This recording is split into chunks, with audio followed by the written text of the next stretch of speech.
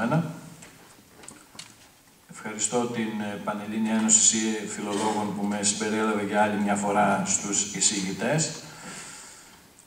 Θα ξεκινήσουμε κατευθείαν. Ο τίτλος είναι «Το μάθημα του Πρωταγόρα στην Αντιγόνη του Σοφοκλή». Ακούστηκε προηγουμένως ότι ο Σοφοκλής θεωρείται ο λιγότερο πολιτικός από τους τραγικούς. Η δική μου εισήγηση διαφωνεί με αυτή την τοποθέτηση. Θα ήθελα να προσέξουμε την οθόνη εδώ για να συνδυάσουμε τα ιστορικά γεγονότα με τα αποσπάσματα της Αντιγόνης που θα σχολιάσουμε και στο τέλος να συζητήσουμε τα συμπεράσματα. Τα ιστορικά στοιχεία που μας είναι χρήσιμα για την εργασία μας είναι τα εξής. Ακούστηκαν και άλλες φορές, θα ήθελα όμως να τα έχουμε υπόψη μας όλα μαζί, ώστε να συναγάγουμε τα συμπεράσματά μας. Λοιπόν, το 479 π.Χ. ο Σοφοκλής είναι κορυφαίος στο χορό των Αθηναίων εφήβων για τα επινίκια μετά την αυμαχία της Σαλαμίνας. Και αυτό είναι πολύ σημαντικό πολιτικό στοιχείο. Το 468 ο Σοφοκλής φέρεται να κέρδισε την πρώτη του νίκη στα Διονύσια με αντίπαλο τον Αισχύλο με παρέμβαση του Κίμωνα, που μόλις είχε επιστρέψει από την εκστρατεία εναντίον των Περσών. Ψήφισαν οι 10 στρατηγοί και όχι 10 πολίτες, όπως μας λέει ο Πλούταρχος στον Κίμωνα στο 8-8. Είναι προφανής η εύνοια, αυτό δεν είναι απολύτως εξακριβωμένο, αλλά κατά προσέγγιση θα το δεχόμαστε για ως αληθινό, εφόσον ταιριάζει και είναι συμβατό με αυτά τα οποία θα υποστηρίξουμε και σε συνδυασμό με τα άλλα φυσικά γεγονότα. Έχει λοιπόν την εύνοια του Κίμωνα. Αυτό είναι βασικό πολιτικό στοιχείο. Το 462 π.Χ. ο εφιάλτης, ο πολιτικός εφιάλτης, καμία σχέση βεβαίως με τον προδότη, είναι ο προκάτοχος του Περικλή στην ηγεσία του Δημοκρατικού Κόμματος, εντός εισαγωγικών κόμματος. Ας κάνουμε αυτή τη σύμβαση για να συνεννοηθούμε καλύτερα. Ο εφιάλτης λοιπόν πετυχαίνει τη μετατροπή της Αθηναϊκής Δημοκρατίας σε άκρατον, δηλαδή σε καθαρή, σε ριζοσπαστική θα μπορούσαμε να πούμε δημοκρατία, αποψηλώνοντας από τις αρμοδιότητες του τον Άριο Πάγο και μεταφέροντάς τες στην Εκκλησία του Δήμου και στη Βουλή των 500. Το 453 π.Χ. περίπου έχουμε την ανάκληση του Κίμωνα, ο οποίος είχε εξοριστεί στο μεταξύ, πιθανώς με πρόταση του ίδιου του Περικλή. Βλέπουμε λοιπόν εδώ πέρα να προσεγγίζει ο Περικλής τον Κίμωνα, ο οποίος Κίμωνας είναι εκφραστής του συντηρητικού πολιτικού φάσματος στην Αθήνα και πολιτικός του αντίπαλος. Το 446 με 45 έχουμε τις 30χρονες συνθήκες ειρήνης ανάμεσα στην Αθήνα και τη Σπάρτη. Ακολούθως 30χρονες, έτσι, 446, κράτησαν ως το 431, δηλαδή στην πραγματικότητα περίπου 14 χρόνια. Το 444-43 π.Χ. έχουμε την ίδρυση της Πανελλήνιας Αποικίας των Θουρίων στην κάτω Ιταλία από τον Περικλή. Πιθανότατα ανατίθεται στον Πρωταγόρα η συγγραφή των ιδρυτικών νόμων της νέας πόλης. Η φιλία Περικλή-Πρωταγόρα είναι κοινός τόπος και στην έρευνα και γενικότερα πιστεύετε ότι αυτό είναι μια πραγματικότητα, ήταν μια πραγματικότητα. Αντιθέτως όμως, η γνωριμία, η επαφή, η φιλία, η συναναστροφή του Πρωταγόρα με τον Σοφοκλή δεν μαρτυρείται στα κείμενα αμέσως, αλλά εμέσως. Και με αυτό έχει να κάνει και η δική μας εργασία. Το 443 έχουμε τον εξωστραγισμό του Θουκυδίδου του Μελισσίου. Καμία σχέση με τον γνωστό ιστορικό, είναι ο διάδοχος του Κίμωνα στην ηγεσία της συντηρητικής παράταξης. Ανοίγει λοιπόν μετά από αυτή την εποχή ο δρόμος της 15ετούς αδιάλειπτης πολιτικής κυριαρχίας του Περικλή μέχρι το θάνατό του το 429 π.Χ. Το 443 με 42 π.Χ. ο Σοφοκλής είναι ελληνοταμείας, όπως υπόθηκε, της Αθηναϊκής Συμμαχίας. Το 442 έχουμε τη διδασκαλία της Αντιγόνης, το έργο με το οποίο θα ασχοληθούμε, και είναι πρώτος νικητής σύμφωνα με την υπόθεση. Το 441 π.Χ. την επόμενη χρονιά ο Σοφοκλής λόγω της επιτυχίας της Αντιγόνης φέρεται ότι εξαιτίας αυτού του λόγου εκλέγεται στρατηγός υπό την ηγεσία του Περικλή στο Σαμιακό πόλεμο. Έχουμε νίκη των Αθηναίων που καταλύουν την ολιγαρχία στο νησί, μετά και από σχετικό έτοιμο πολλών Σαμίων και εγκαθιστούν την δημοκρατία. Το 434 π.Χ. είναι ο δραματικός χρόνος του Πρωταγόρα του Πλατωνικού διαλόγου και είναι τουλάχιστον η δεύτερη επίσκεψη του διάσημου σοφιστή στην Αθήνα. Το 428 π.Χ. ο Σοφοκλής πιθανώς εκλέγεται εκ νέου στρατηγός, ενώ το 413 είναι πιθανότατα πρόβουλος μετά την καταστροφή της Σικελικής εκστρατείας και συμμετέχει ακολούθως στην εγκαθίδρυση του καθεστώτος των 400 του 411 π.Χ., το οποίο επικυρώνεται μερικώς και από την Εκκλησία του Δήμου μετά την ανατροπή των ολιγαρχικών. Γνωρίζουμε λοιπόν ότι την εποχή που διδάσκεται η Αντιγόνη ήταν γνωστό το μάθημα του Πρωταγόρα, δηλαδή το 442 είναι γνωστό το μάθημα του Πρωταγόρα στους Αθηναίους, όπως είπαμε προηγουμένως. Μπορεί ο δραματικός χρόνος του Πλατωνικού διαλόγου να είναι γύρω στο 434 π.Χ. Είπαμε όμως ότι ο Περικλής με τον Πρωταγόρα ήταν σε επαφή και ήδη το 444-43 είναι πολύ πιθανό έως βέβαιο ότι ανατέθηκε στον σοφιστή η συγγραφή του συντάγματος, ας το πούμε έτσι, των Θουρίων. Το μάθημα λοιπόν του Πρωταγόρα είναι το εξής, όπως βλέπουμε στην οθόνη.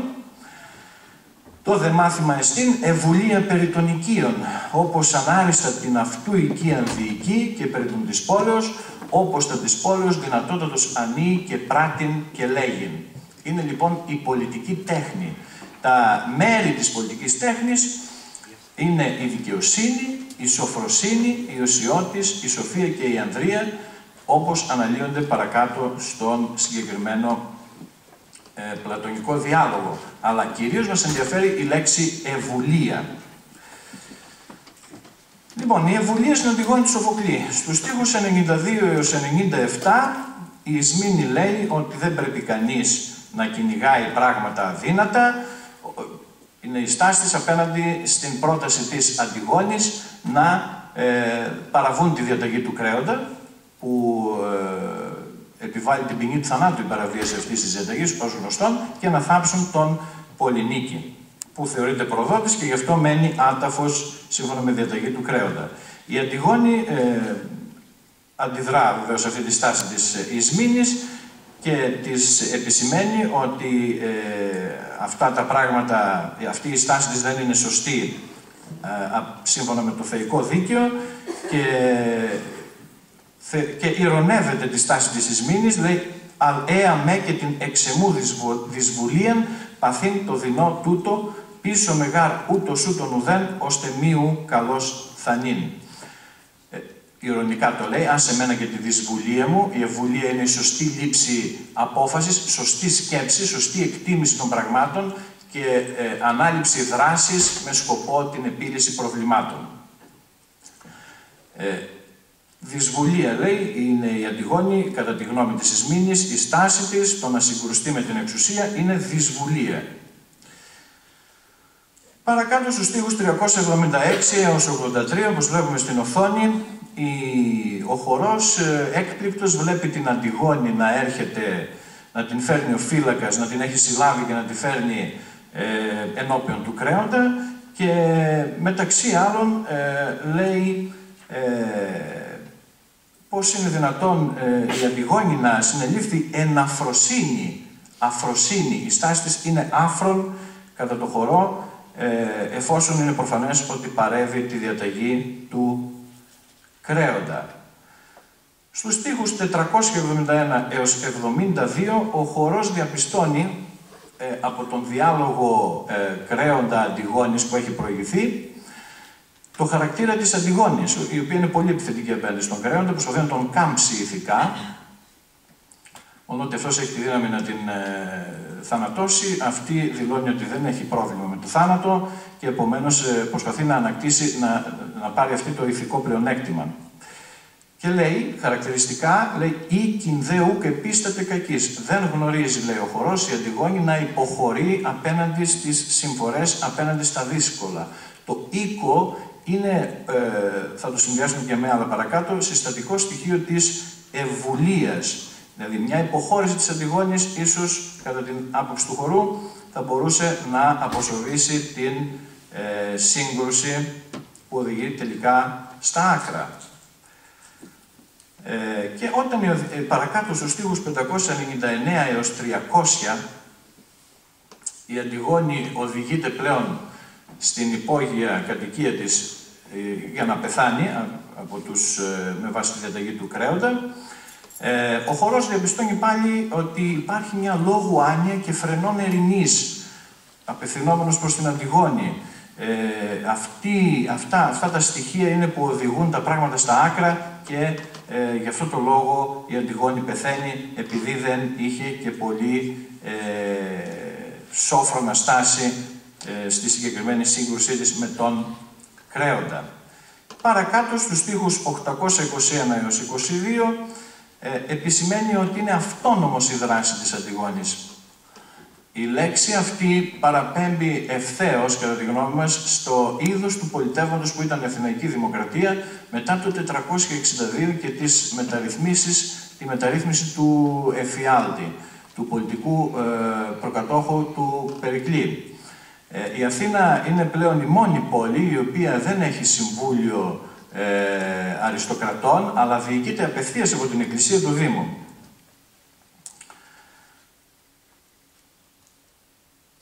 Παρακάτω, ο χορός επισημαίνει πάλι σταθερά, είναι αρνητικός απέναντι στην Αντιγόνη, δεν βρίσκει να πει μερικές λέξεις συμπάθειας ή να τη δικαιολογήσει.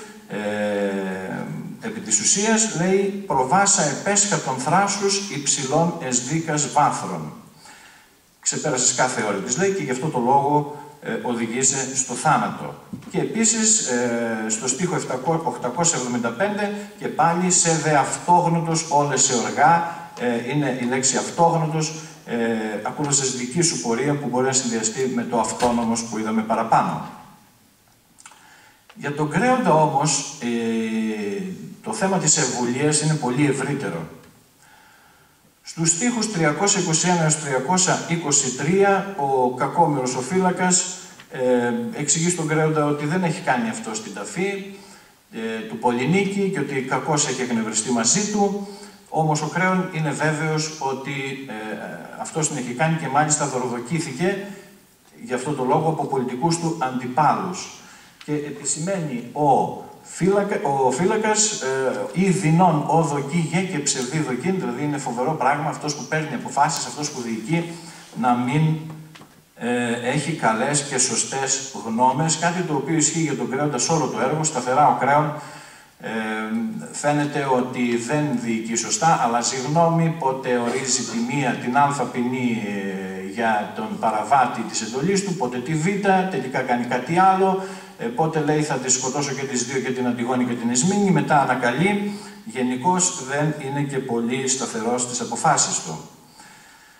Στη σύγκρουση του Κρέοντα με το γιο του τον Έμονα, που είναι η αρχή της κάτω οδού, όπως έχει επισημανθεί και από τον Λέσχη, στους στίχους 705 έως 23, ο Έμον πραγματικά είναι κατηγιστικός εναντίον του πατέρα του. Του επισημαίνει ότι δεν είναι δυνατόν, βλέπετε με τα έντονα γράμματα πιο πολύ τα στοιχεία που με ενδιαφέρουν, δεν είναι δυνατόν να έχεις ήθος μόνον, δηλαδή μόνο ένα χαρακτήρα, μόνο έναν τρόπο σκέψεως. Υπάρχουν και άλλα πράγματα. Δεν πρέπει κανείς να έχει να είναι μονόπλευρος. Και επίσης ότι όποιος θεωρεί ότι αυτός μόνο έχει δίκιο και τα ξέρει όλα και οι άλλοι όχι, αυτός στο τέλος αποδεικνύεται κενός άνθρωπος. Αλλά και το μανθάνιν πολ εσ χρόνου δεν και το μη τίνιν άγαν.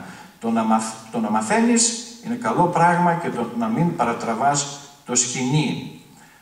Και βεβαίως εδώ χρησιμοποιεί μέσα σε λίγους στίχους 3 φορές το ρήμα που ο χορός χρησιμοποίησε για την Αντιγόνη, το οίκιν.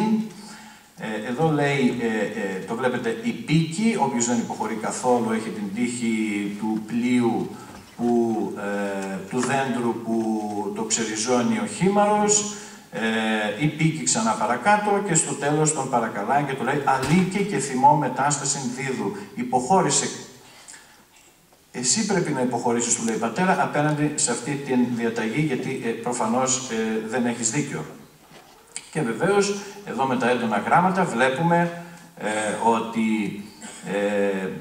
είναι δυνατόν, λέει, να ακούει κανείς και έναν νεότερο όταν μιλάει σωστά και αυτό δεν είναι κάτι το υποτιμητικό. Αυτές είναι πρωτοποριακές ιδέες φυσικά, παραπέμπουν στην αμφισβήτηση της αυθεντίας, στην αξία του λόγου, της λογικής, που δεν έχει σχέση με τις ηλικίες, αλλά έχει αυθύπαρκτη σημασία και αξία. Παρακάτω στο στίχο 1015 ο Τηρεσίας επισημαίνει ότι στον Κρέοντα και ταύτα της εις εκφρενός νοσή πόλης, ότι η πόλη νοσεί εξαιτίας του. Και άλλα χτυπήματα για τον Κρέοντα, του λέει ο Τηρεσίας στους στίχους 1023-32 φρόνησον, όλοι οι άνθρωποι κάνουν λάθη, τουλάχιστον όμως πρέπει να τα συνειδητοποιούν. Δεν είναι άβουλος, έχει κατευθείαν σχέση με την ευβουλία η λέξη αυτή, ούτε και άνορμος, ούτε δυστυχής, όποιος υποχωρεί και αλλάζει γνώμη. Και πάλι και ο Τηρεσίας χρησιμοποιεί το «ήκε», το οποίο κατά τη γνώμη είναι το κλειδί της ερμηνείας της Αντιγόνης. Αυτό κάποιος πρέπει να υποχωρήσει. Είναι φανερό ότι πρόκειται για μια σύγκρουση που οδηγείται στα άκρα, επομένως κάποιος πρέπει να υποχωρήσει και όπως φαίνεται μέσα στο έργο, αυτός πρέπει να είναι ο Κρέον. Επειδή εγώ του λέει ο Τηρεσίας φρονήσας, σκέφτομαι σωστά, σου τα λέω αυτά τα πράγματα και πάλι του επισημαίνει πόσο σημαντικό πράγμα είναι το να μαθαίνει κανείς από κάποιον που μιλάει σωστά. Και στο στίχο 1050 ο Τηρεσίας επισημαίνει και πάλι όσο κράτης των κτημάτων ευβουλία. Το πιο σπουδαίο από όλα τα πράγματα είναι η ευβουλία. Ένα βασικό πολιτικό χαρακτηριστικό για τον ηγέτη. Ο Κρέον συνειδητοποιεί παρακάτω στους στίχους 1095 έως 1104 ότι έχει κάνει λάθος και λέει «Τότε η καθήν γαρδινών». Είναι φοβερό πράγμα το να υποχωρήσω, «ήκαθον» είναι αόριστος β' του «οίκο», το χρησιμοποιεί και αυτός και λέει ότι παρά τα αυτά όμως πρέπει να το κάνω, συνειδητοποιώ πλέον ότι δεν έχω άλλη επιλογή. Και ο χορός του επισημαίνει «ευβουλίας δι πέμε νικαίος λαβήν». Πρέπει να δείξεις ευβουλία, σωστή εκτίμηση της κατάστασης και να πάρεις τη σωστή απόφαση. Και τότε ο Κρέον υποχωρεί πλήρως και λέει «Τι δίτα χρυδράν, τι λοιπόν πρέπει να κάνω, φράζε πίσω με δεγώ. Πες μου και εγώ θα σε ακούσω». Είναι η πλήρης μεταστροφή του Κρέοντα. Ο χώρος του δίνει την οδηγία πρώτα να πάει να απελευθερώσει την Αντιγόνη από τον τάφο που την έχει κλείσει, τον υπόγειο, και στη συνέχεια να θάψει τον νεκρό. Ο Κρέοντας αντιστρέφει αυτή την πορεία των πραγμάτων, κάνει αυτό το μοιραίο λάθος και όταν πηγαίνει είναι πολύ αργά, δηλαδή πρώτα έδωσε εντολή να ταφεί ο νεκρός και μετά πήγε να δει την Αντιγόνη και ο χρόνος που χάθηκε ήταν μοιραίος και έτσι δεν πρόλαβε τις εξελίξεις που ήταν καταιγιστικές. Υπενθυμίζω, αυτοκτονία της Αντιγόνης, αυτοκτονία του Έμονα, παρακάτω έχουμε και αυτοκτονία και της Ευρυδίκης, συζύγου του Κρέοντα και μητέρας βεβαίως του Έμονα. Και ταύτα επενείς, λέει ο Κρέον, και δοκείς παρικαθήν, και αυτά τα επενείς και πιστεύεις ότι πρέπει να υποχωρήσω όσο και αν... Ευχαριστώ. Το γρηγορότερο λοιπόν του λέει ο χορός ότι πρέπει να το κάνεις αυτό. Και ο άγγελος παρακάτω επισημαίνει ότι η αβουλία είναι μεγάλο κακό, προκαλεί πολλά κακά στους ανθρώπους και ο ίδιος ο Κρέον διαπιστώνει η δυσβουλία, εμές δυσβουλίες που τον έχουν οδηγήσει ώστε στο τέλος να πάρει το μάθημα, το φοβερό μάθημα που προκάλεσε τόσα θύματα λοιπόν στην πόλη. Εν ολίγης τα συμπεράσματα. Οι τρεις προσωπικότητες, Περικλής, Σοφοκλής και Πρωταγόρας, είναι στον ίδιο κύκλο, ο οποίος προωθεί τις πολιτικές ιδέες του Περικλή. Ελπίζω να έγινε σαφές ότι η ευβουλία που την είδαμε στο μάθημα του Πρωταγόρα κυριαρχεί μέσα στην Αντιγόνη και έτσι μπορούμε να καταλάβουμε μέσω αυτής και καλύτερα το έργο και το πολιτικό του μήνυμα. Οι παραδοσιακές αρχές και αξίες, ο κύκλος αυτός είπαμε προωθεί τις πολιτικές ιδέες του Περικλή. Οι παραδοσιακές αρχές και αξίες, όπως είναι η εδώς και η δίκη, θεϊκά δώρα που περιφρονεί ο τύραννος, υπηρετούνται καλύτερα με τη δημοκρατία.